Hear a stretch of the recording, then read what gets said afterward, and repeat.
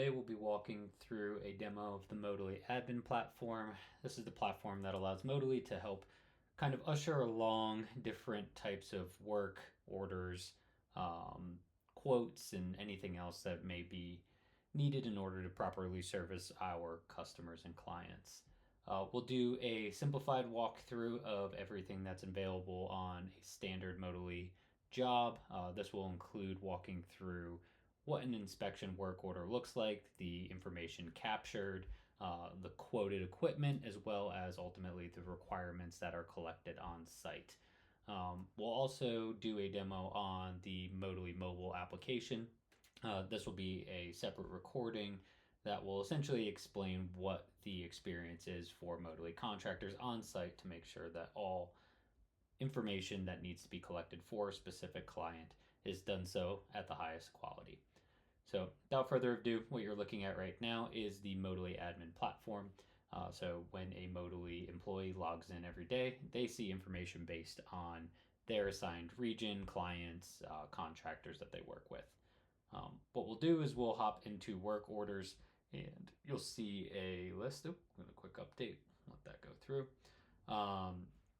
You'll see a list of all information that's currently happening inside of the Motili system. Right now I'm in our staging environment for kind of demo purposes, but you can easily go through here and look for specific clients that you might be looking for and then filter even further by type of work order, which we'll go through here in a moment, particular statuses, and filter down to the information that's needed.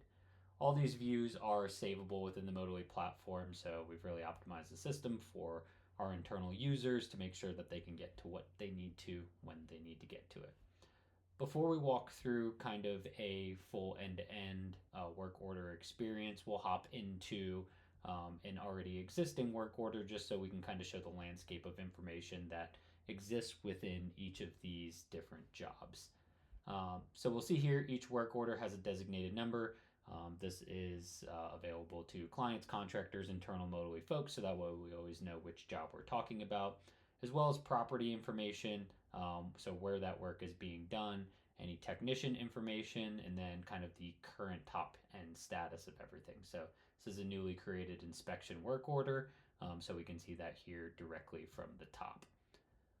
Other information, we have kind of external data points that we can either connect to or have associated with a particular work order for client purposes. So if you have specific reference columns that need to be tied back to a system, if you have specific PO numbers that need to be accounted for on a particular job, all of that can be stored on the work order document itself, as well as any special instructions that are needed, entering through the back gate using specific lockbox codes, gate codes, whatever that might be.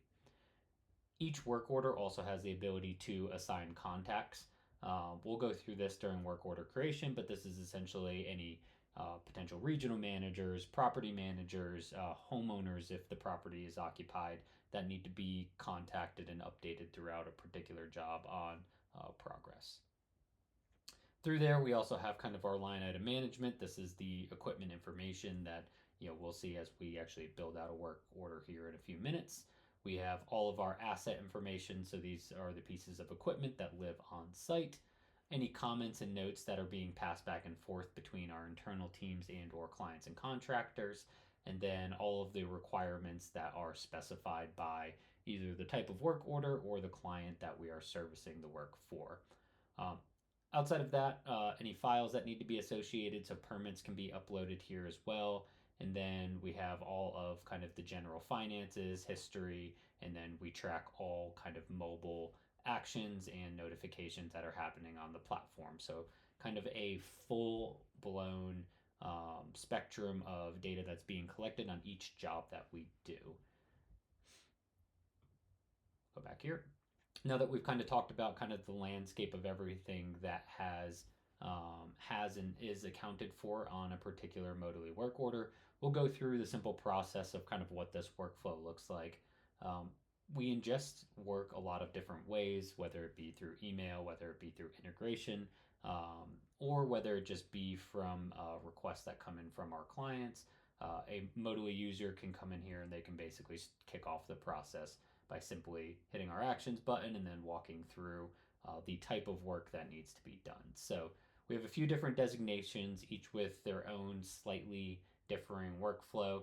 A diagnostic, so if we're going on site to basically inspect a unit for a particular issue that's being had.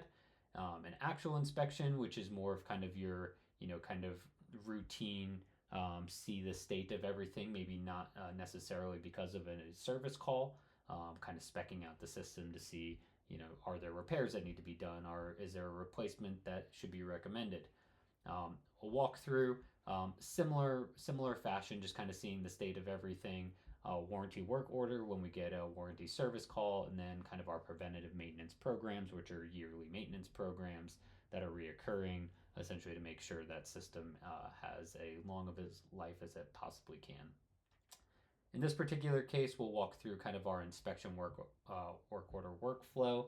And essentially, what happens is each of these different jobs is associated to a client. And those clients are based upon a property that is assigned to them. So we'll use this one here in Chicago to start. And you can see that this is a property belonging to AMCO. And all of that will then ingest the settings that we have on the AMCO client profile to make sure we're collecting the correct requirements. We have the correct pricing and everything so on that has kind of been configured specifically for AMCO in this case. Our trade will be HVAC residential, and then our priority will be routine. Again, we have all of our reference columns here. If there is something that needs to be entered, maybe there's a PO number, maybe there's a reference number that the client has asked us to make sure is included. And you can see here, because we chose the AMCO client, there was already a preset special instruction in place that was automatically loaded that can then be adapted, updated, or completely changed if needed. This will also show for the contractor on the mobile app, so that's how they'll be presented this information. And then from here, we can kind of set up job contacts. So we'll say that this is a occupied property, so this is going to be an occupant contact. We will add Jane Doe here with a preferred method of contact, and then we'll say that they would like to be contacted by cell phone. If I can get that in there correct. There we go. Add that contact, and they will now be notified moving forward of any notifications around job progress. From here, we'll go in and we will essentially stub out the potential property equipment that's going to be needed. In this case, we're going to go on site and maybe we're looking at speccing out an air conditioner. So we'll add that to our truck for now, go on, and then we will create that work order. So as this is generating the work order itself, all of that information is kind of being written onto the document that we kind of went over before. And you'll see, because it was created, because we're ready to go, have all the information we need, this is now in a scheduling state. So there's a few different ways that Motili schedules jobs. We can have a particular client that is set up for dispatching. Dispatching meaning as soon as that job is created, it's going to send notifications out to all the technicians that are in that area that can work on that type of system, and basically say, hey, we have a new job at 6904 South Cornell Ave. And from there, the first one to go in and accept the times that are available for that job to be worked would automatically get assigned to that job. We can also use our internal teams to go through and actually schedule the job here through our scheduling action. And then a newer function that we're rolling out across Motili right now is our ability to find available technicians based on a calendar integration. So we'll demo this real quick just so you can get an idea of our insight into availability of our technicians. So here we're going to say, the customer is looking for a Tuesday, December 17th implementation. We are going to specifically look at moon landing HVAC, and we'll look at moon landing as the desired technician. Essentially what this is going to do is it's going to look at this technician's calendar, see if they have any availability on the 17th for a 1-hour inspection job in the America Chicago time zone. So we'll go ahead, we'll ping their calendar, and see what we return. Looks like this contractor has quite a bit of availability on that date. So let's say 1 to 2 p.m. Is going to work best for the customer, and we'll go ahead and we will write that to the contractor's calendar. So from here, a number of different things happen. The first thing that happens is a contractor gets notified that they've been assigned a job. Because we're looking directly at their availability, it's an auto accept. So the work order gets updated into a dispatch status, which means this is now scheduled. The customer also receives the confirmation email and text that says, "Hey, Moon Landing has been, assigned your inspection job. Here's where you can expect them to show up on a certain window on a certain date." So from there, everybody is informed on exactly when somebody will be on site. From there, a number of different things can happen. Obviously, if a reschedule needs to happen, you can go through the same workflow, find a different date and time in order to make sure everybody is ready and good to go for performing this inspection. From there, this is now available to the contractor on the mobile app. They'll be able to go in on the date of their inspection, check into the work order, and then start completing the different requirements and tasks that are needed that are assigned for that particular job. As that kind of goes on, we can also manually override that stuff here on our end. So just for kind of purposes of this demo, we'll start the job um, on behalf of the contractor. We'll say it's a site visit. We will say that this all happened here. Let's do this 12 p.m. save, and then we'll just do a December 11th 12:02 checkout. Reason, we'll just say that they forgot. Go ahead, we'll save this. So now that we've checked in on behalf of the contractor and somewhat simulated them being on site and checking in, you'll see that this is now an in-process work order. So this is kind of the real-time updates that we'll be getting as contractors check in, start filling out information. We'll see requirements sync back to our system. In this case, we'll go and we'll kind of do the same thing where we go in and we will upload a photo for them. So let's just say here, get a description and click here if not applicable. We'll just do this real quick so that way we can bypass the requirement. All requirements get uploaded here, and I'll show you an example of full system requirements in production here momentarily. And from there, they can submit the work order. Oh yeah, we need some fulfillment details. Let's go and get that done. Truck. We're gonna pick this up in Chicago. Make sure we can get this equipment. Choose, save. And now we should be able to submit. Cool. So we'll put in just a random reason here, but are there life, health, safety risks on site? We always ask these questions. The answer to this is no. Is a permit needed for this job? We'll say yes. Is the technician licensed to pull a permit? Also yes. So now this means that the technician will be on the hook for providing a permit for this particular job. So we'll go through and just kind of push this along so everybody can kind of see the general workflow that goes through.